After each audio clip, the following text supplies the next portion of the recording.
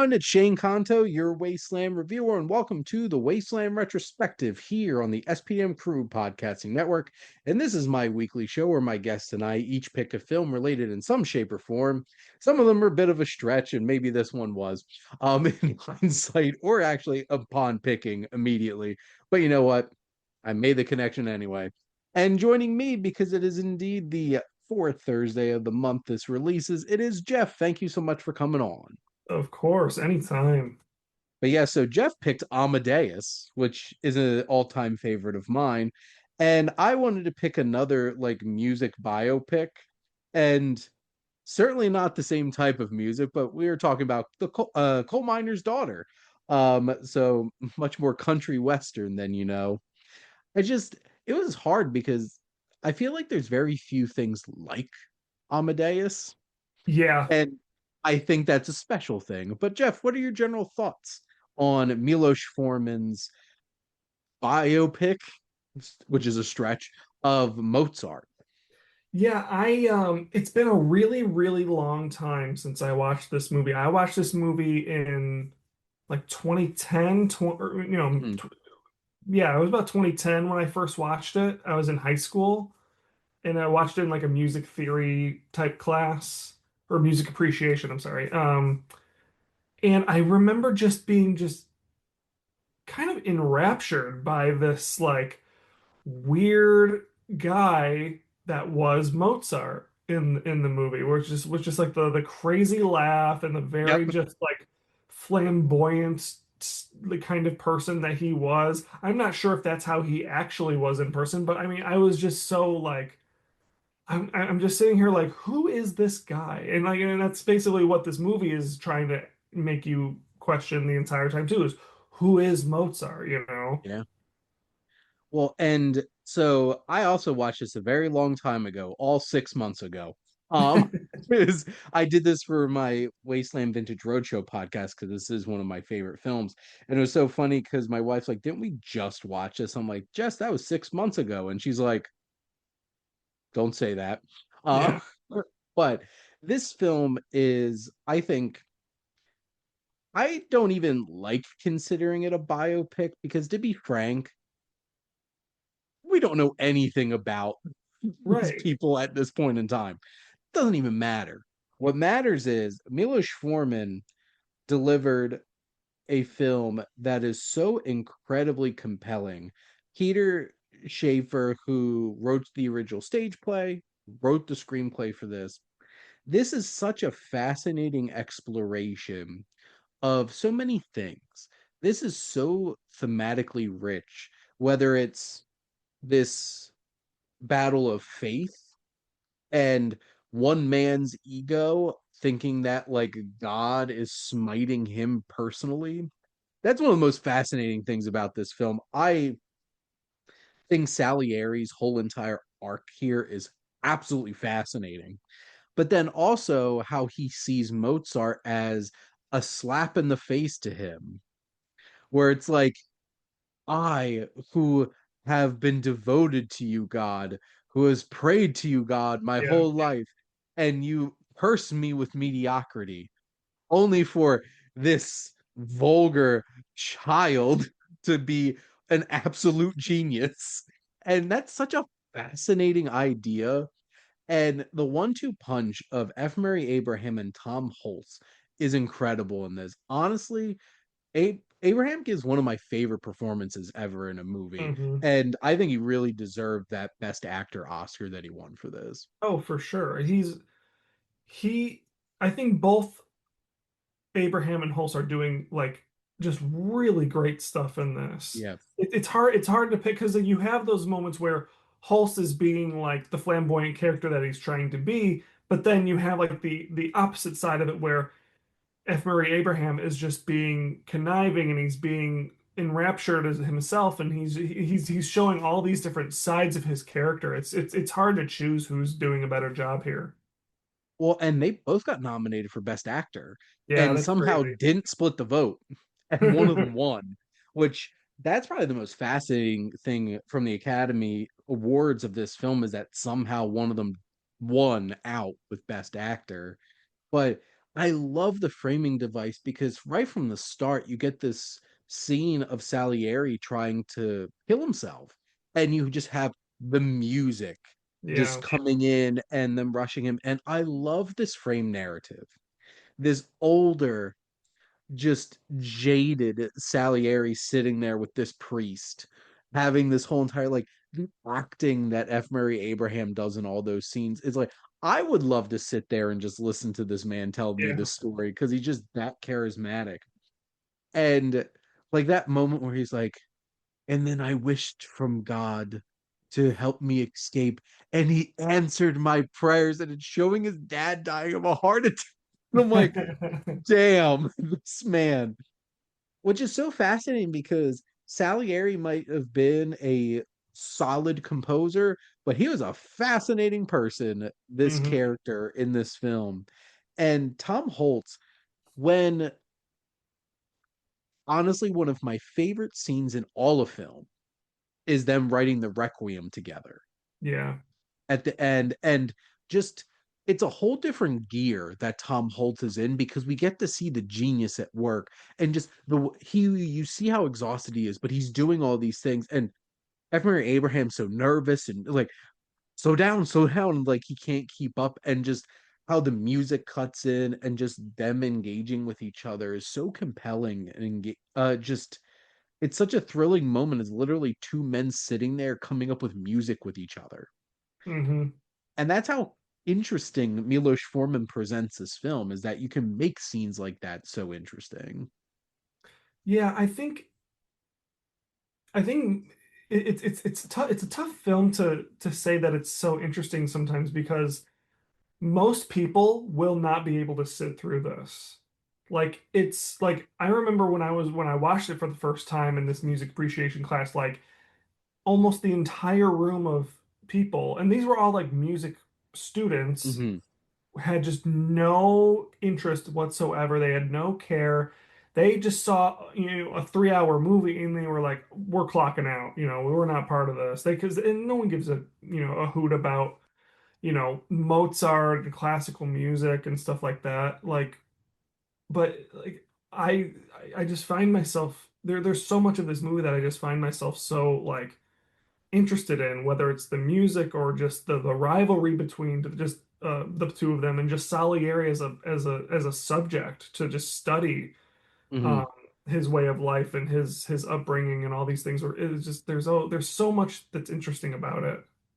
Absolutely. One of my favorite scenes too is when uh Mozart's wife, which Elizabeth Berridge, I think did a great job in this Hmm. movie as well.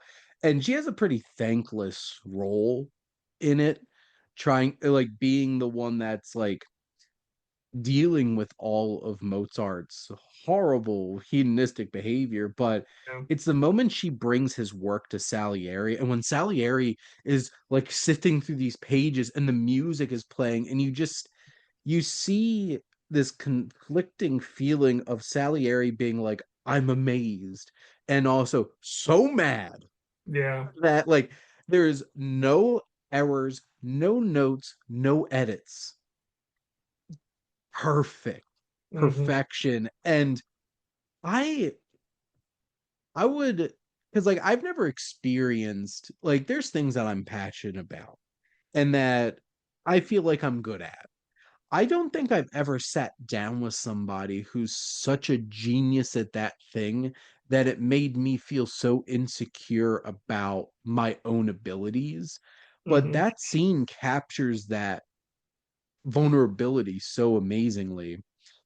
And honestly, I wanted to watch half these operas. Um, just based off like the pomp and circumstance, especially the after his father dies. That opera with like the like death in like the big black armor and everything. I'm like, I was like, I would eat that up. Like Yeah. I wouldn't understand a single word going on, but I would eat. And just the production design, the costuming, the makeup, the hairstyling in this movie is second to none. Yeah. This It's is it's no wonder that it was nominated and won Best Picture. absolutely. And I'm pretty sure this won like how many Oscars? This won 8 Oscars. Yeah, it was a So, lot. so this won Best Picture, it won Best Actor, Best Director Milos Forman, Best Adapted Screenplay. It won Best Art Direction, Best Costume Design, Best Sound, which the sound editing in this, the moment it chooses to incorporate the music and having it cut in and out, Hmm. it won for makeup, and then it was nominated for cinematography, film editing, and Tom Holtz too. So like this could have won 10, to be Yeah. frank. Real easy. I'm gonna go look up later what this lost cinematography to because my God, this is a gorgeous looking film too. Hmm. But Yeah. like this is one of those films like I could just keep going on and on and on about the supporting cast. Roy Dotrice, who played Leopold Mozart, his father, I thought he did a great job. Obviously Jeffrey Jones is not in good graces with society at this point with his, pretty disgusting casual things he did in his free time, but like him Hmm. being like the emperor and all the like this all the his sycophants and these elitist like these elitist men who were like gatekeeping music. It's just they were so frustrating. This movie is so much style, but there's so much richness and layers to the character work and the themes of this movie that like this is a total package. And the 2 hours and 40 minutes for me do not, I don't feel it at all. And it's really funny because I was watching this on my old DVD and my wife came down and she's like, I don't remember this movie ending this point. I'm like, Jess, I need to flip the disc. So I'm like, Wow.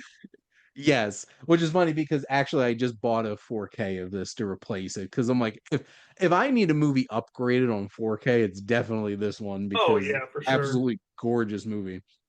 I guess Jeff, did you have anything else that you wanted to add about Amadeus? No, I really like the film. It's not a film I'm gonna go back to often, I think, just because of its time length. That Mhm. I just don't think I will. But it's a good watch, especially if you're just a cinephile. Like it's Mhm. a must watch for that. Most like I said before, like most like mainstream audiences are gonna completely overlook this movie. They're not gonna even waste their time. But if you're like a film student or something, this is a must watch. Well, yeah, you if you're cinephile, you just eat all this up. And Yeah. also, I think if you were to tell any casual moviegoer, do you want to watch a 2 hour and 40-minute movie about classical music? They'd be like, and then move Right. on. Exactly. So, That's exactly my point. Like anybody yeah. would just be like, "You're out of your mind if you think I'm going to sit through this movie." And I would like to think that if they did actually, they would love it too.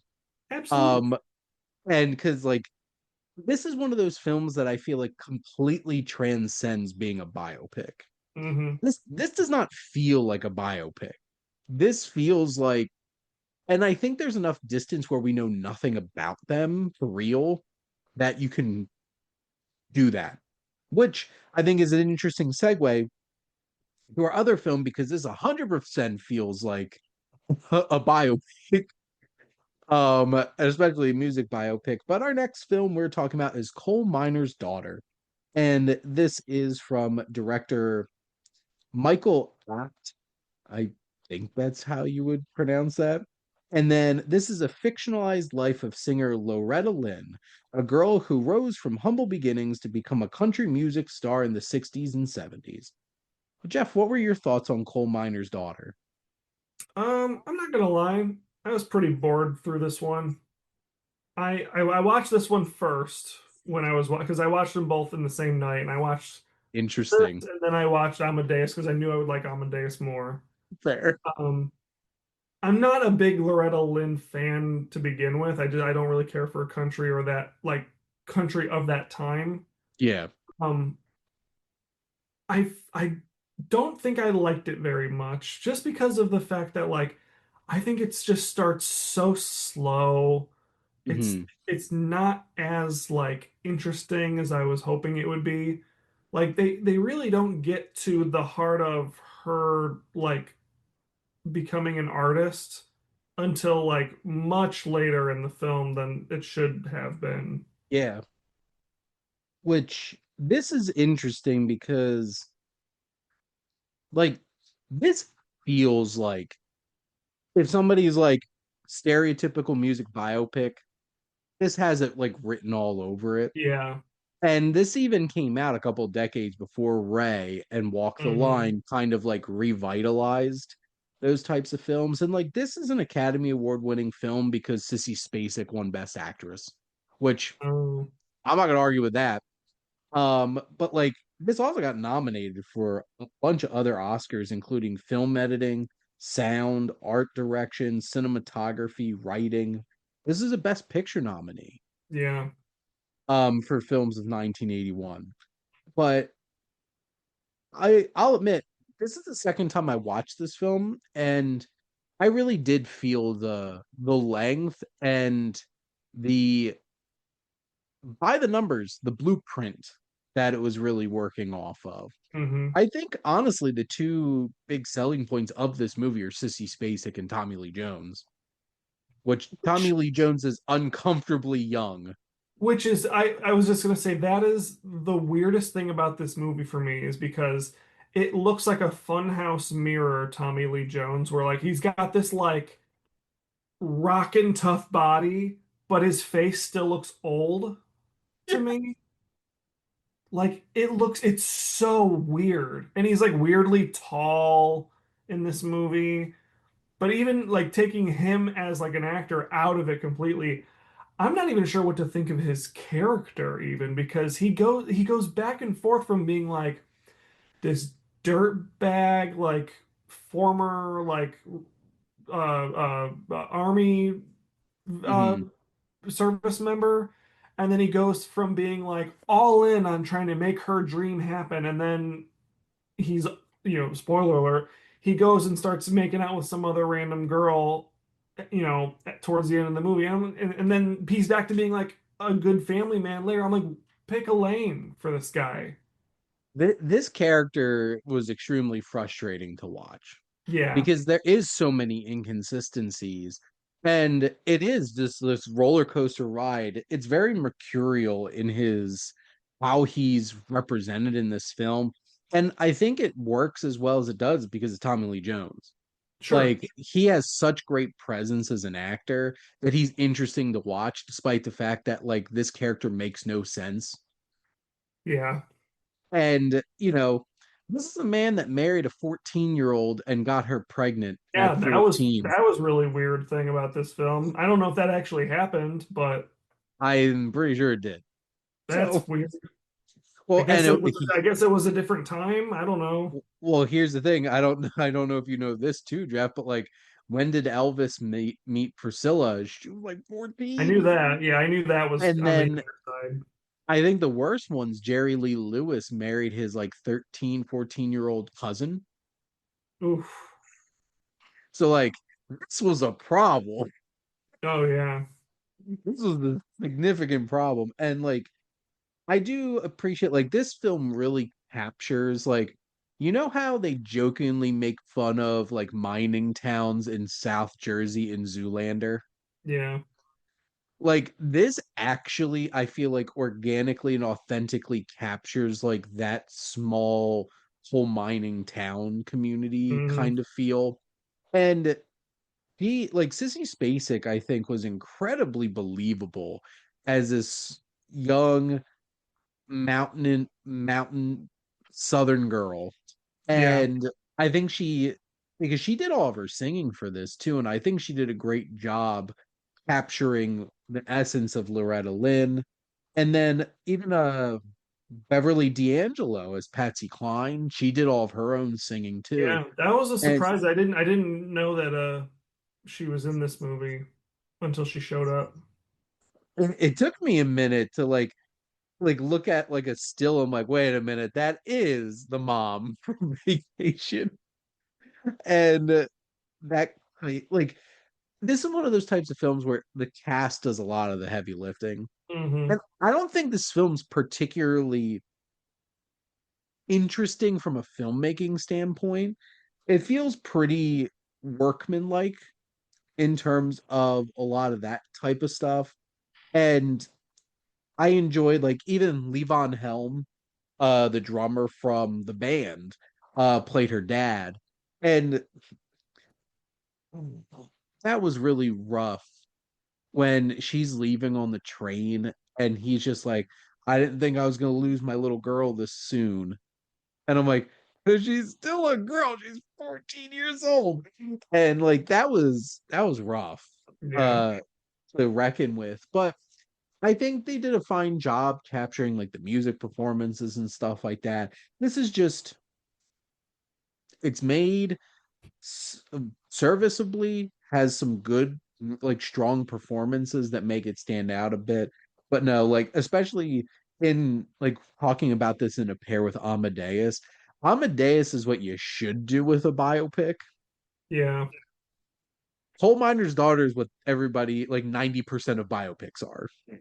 Yeah. And Well, to be fair, like I mean, like this was back in 1980. Like yeah, they didn't have the same kind of like storytelling ability. I feel like they didn't have the same kind of storytelling ability that they did when they were making things like A Complete Unknown or yeah, Bohemian Rhapsody or Rocket Man or all these things. Because I'm like, I think those do it very well. I think Rocket Man and Bohemian Rhapsody are a little more like paint by numbers, whereas like Complete Unknown actually I think does the whole biopic music biopic thing very well. Um, and I'm really excited for Deliver Me from Nowhere. I yep. cannot wait for that. I love Springsteen. As we're Um, recording next weekend, yeah, I'm so excited. Um, but I mean, I think I cut it some slack for being in 1980, that's not fair. really having the, and I don't know who this director is. I've never heard of him before, but I'm like, maybe he was a younger director, or maybe he just hadn't made anything like this before. It was, it was 1980. It was an older time. They didn't really make a lot of stuff like this, I feel like. So I kind of just have to cut it some slacks here and there. Here's the thing. I enjoy this movie. I enjoy this movie enough to own it. Like I'm just pointing out that like yeah, it's not something that's going to blow you away in terms of Yeah. what it's doing differently. And now I know why I recognize the name. This is the director of The World Is Not Enough, Oh, okay. which is really interesting. He was 40 when he made this movie. Okay. So Um my comments don't matter. he made Gorillas in the Mist, which was like another 80s biopic Hmm. about Diane Fossey. And what's so interesting though is what this is 4 years before Amadeus. That's the thing. Amadeus feels like it's working on a whole other different kind of level in terms of what Hmm. you expected from biopics at the time. And a really strong performance and a good ensemble can carry you through a lot of biopics. Yeah. And I think Coal Miner's Daughter specifically has that at least going Yeah. for it. And I'll admit, I am a if I had to pick either modern country or old country western, I'm picking old country. Yeah, I agree. Except for Chris Stapleton. I love Chris Stapleton. Yeah, I'm not a fan of any of it, but I agree. I'd rather listen to the older country than the newer country. But going back to your point, what you said about like, but these two movies only being 4 years apart, I'm like, well, think of the movies that we got in between, or I mean, like not even in between these two, but like around the same time as Yeah, Amadeus came out. I was like, another year later, we got Back to the Future. yeah. I'm like, because when I see Coal Miner's Daughter, I'm still thinking it's like the 70s. Mm, So I'm like, it's just a matter of your perspective on like what happened in 5 years yeah. technology wise, where we were able to get something like Amadeus or Back to the Future or any of these other like better movies that came out in the mid 80s. Well, even like 81 brought us what, E.T.? Was that 81? I think so. Here, I'll look It's it up either real quick. 81 or 82 because I know it came out around the same time as The Thing. It was 80, yeah, 82. I didn't realize that that movie Yeah. was that old. So, well, and that's it. The interesting point that you brought up. This still feels very 70s. That's the thing. Those shifting decades take Hmm. a year or two. This is 1980.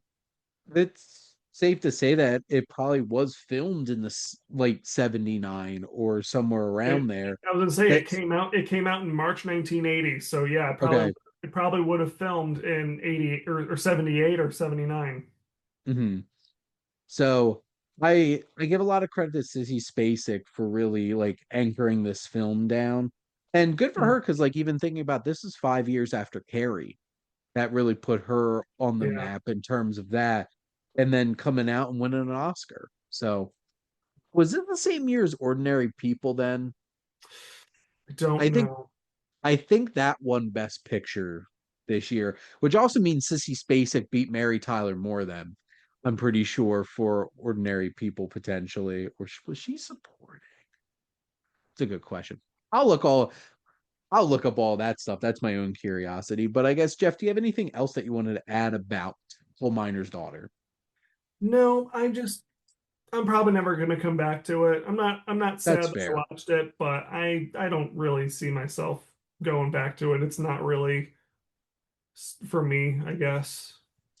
It will probably be a while before Yeah. I circle back. Like, if I'm gonna pick a biopic to watch and not keeping harping back on Amadeus, but like if I really wanted to watch like that type of this type of music biopic, I'm definitely gonna watch a Complete Unknown, something like Yeah. that, or even like I love Ray and Walk the Line, despite the fact that they got lampooned so hard Hmm. by Walk Hard doing Yeah. Cock Story.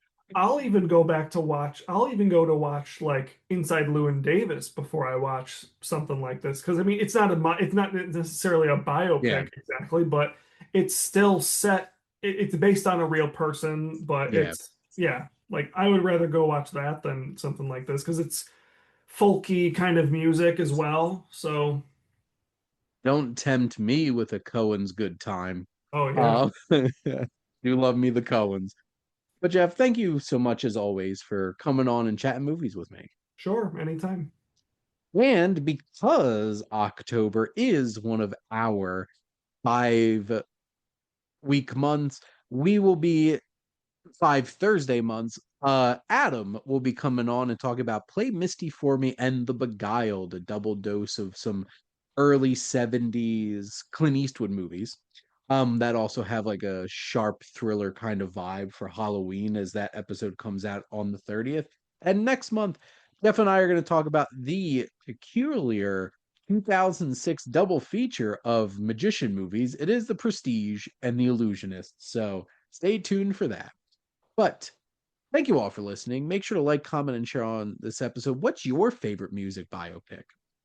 Make sure to follow or subscribe wherever you listen to your podcast. The SPM Crew Podcasting Network is ever expanding. So many great shows with all different types of interests.